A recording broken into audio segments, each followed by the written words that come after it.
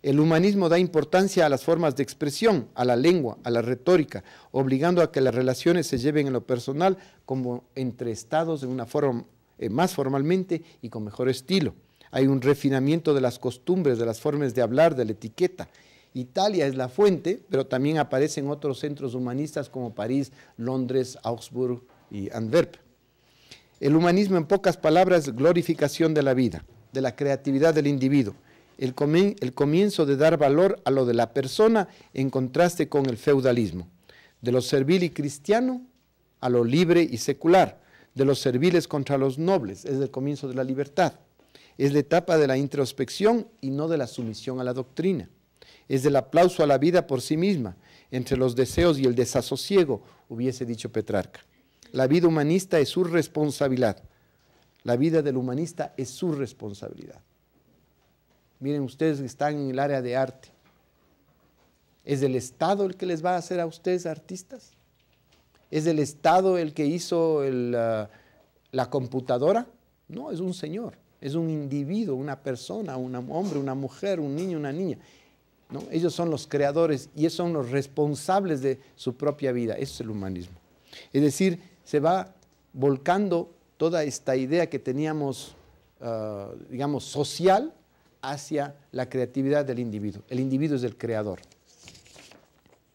En el siglo XVI continúa la expansión de la creatividad en las artes, en la economía, es el siglo de los grandes exploradores y se dan los primeros pasos para la ciencia como la conocemos hoy. De ahí pasamos al siglo XVII y XVIII, ¿no? 17, los 1600, son los siglos de las luces, es el uso de la razón para entender la naturaleza. Entonces, del humanismo, del individualismo, pasamos a tratar de entender la naturaleza utilizando la razón. Son siglos donde se cimientan las ideas de libertad, o más bien de la felicidad a través de la libertad, a pesar del condicionamiento religioso imperante. Entonces ven todo el arte antes era prácticamente religioso. En estos siglos Lutero crea caos con la Reforma. Los cristianos se dividen en aquellos que dirigen su autoridad a la Iglesia y otros a las Sagradas Escrituras. Era tan fuerte esto que si un noble, ella era luterana y yo era católico y yo le ganaba la guerra, ella y todos sus siervos tenían que convertirse al catolicismo, o si no, les podía exilar o les podía matar. Y viceversa, si el siguiente año ella me ganaba a mí la guerra, pasaba lo mismo. Yo tenía que convertirme en luterano y todos mis siervos se volvían luteranos. Continuando el fervor del Renacimiento, que todavía consideraba que los elementos mínimos de la naturaleza, las partículas básicas, lo que hacían era el agua, la tierra, el fuego y el aire. La física, la de Arquímedes, la física de Aristóteles, perdón, la medicina de Galeno, la astronomía de Ptolomeo, y aparece un nuevo desarrollo consecuencia de la creatividad del individuo, las ciencias. Francis Bacon y Descartes fueron los profetas teóricos de la inducción y la deducción. Galileo el experimentador y finalmente a Newton y Leibniz, basados en las consideraciones de Copérnico, Tycho Brahe y Kepler, liberan a las mentes de siglos de superchería presentando la gran teoría de la naturaleza expresada en matemáticas. Tan grande es el genio de Newton, porque antes, ¿qué teníamos? Teníamos Ptolomeo, que trata de explicar cómo se mueven los planetas. Ustedes ven salir a un planeta y a través del año el planeta hace esto. Sale para acá y después se regresa. Dicen, ¿pero cómo? Entonces él creó una serie de esferas concéntricas donde se movían los planetas, ¿no?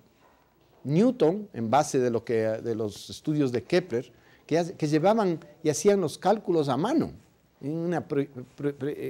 con una exactitud impresionante.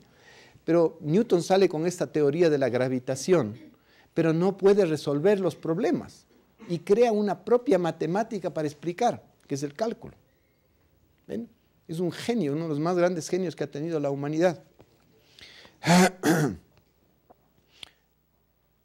En esos momentos, ya dicen, siglo XVII, la razón, los métodos experimentales podrían ser utilizados para realizar incalculables problemas de la humanidad. Y les voy a hacer un pequeño experimento para que vean la mente que era. Así como en el arte no había la proyección, en la ciencia tampoco. Miren lo que, yo les hago la pregunta. Esto pesará una media onza. Esto pesa como 3 libras. ¿Cuál cae primero? La gente, el sentido común dirá que cae esto, obviamente, ¿no es cierto? Más rápido, porque es más pesado. Pero caen igual, ¿no es cierto? ¿Pero por qué saben que caen igual? Porque alguien les dijo. Porque ustedes... Pero hasta ese tiempo no se hacía el experimento. Esto es un experimento. Acabo de realizar un experimento. La mente medieval no hacía el experimento. Acuérdense en la famosa leyenda de Pisa.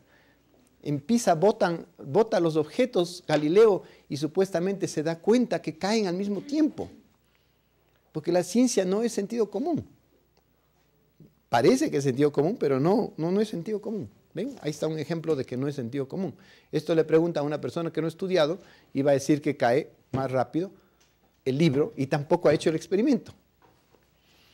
La revolución del pensamiento sigue abriendo nuevas fronteras. En religión, no sé si habrán oído ustedes de los deístas, tratan de sintetizar las ideas de Dios, la razón y la naturaleza. Ridiculizan las creencias religiosas como las profecías bíblicas, las revelaciones de Dios como ofensas a la razón. Y Voltaire, el francés, es el estandarte de lo anticristiano racionalista. Al comienzo dice, un Dios cuya evidencia se demuestra en la naturaleza y cuya existencia es necesaria para preservar el orden social. Pero ¿qué termina diciendo? Écrasez l'infâme, acaben con los infames. Todo hombre honorable y sensible debe considerar a la secta cristiana con horror. Son los siglos donde Francia se lleva la gloria de la Iluminación con Diderot, la enciclopedia de D'Alembert, Rousseau y su libro Emile sobre la educación, la Revolución Francesa y las discusiones sobre igualdad y libertad. Estamos hablando del siglo XVII y estamos en el XVIII. Vean que en Ecuador, este mismo momento, si ustedes abren el diario El Comercio, pasan la primera página, se está discutiendo la libertad de expresión. ¿Qué nos dice eso sobre los ecuatorianos? ¿En qué siglo andamos? Sin poner a un lado a los filósofos ingleses como Locke y Adam Smith y su System of Natural Liberty, una extensión del humanismo hacia el individuo como creador de su destino sin la opresión de los poderosos, en libertad. La Iluminación se rebeló contra el mercantilismo, además, o el control económico del rey y sus nobles con sus prebendas. ¿Qué es mercantilismo? Básicamente vivir de la plata del Estado. En nuestro caso, hay gente que vive de los impuestos que pagamos todos. Eso es el mercantilismo. La Iluminación se transformará en una visión romántica. Después, ustedes que están en arte, ¿a dónde va eso? Al rococó, al romanticismo alemán.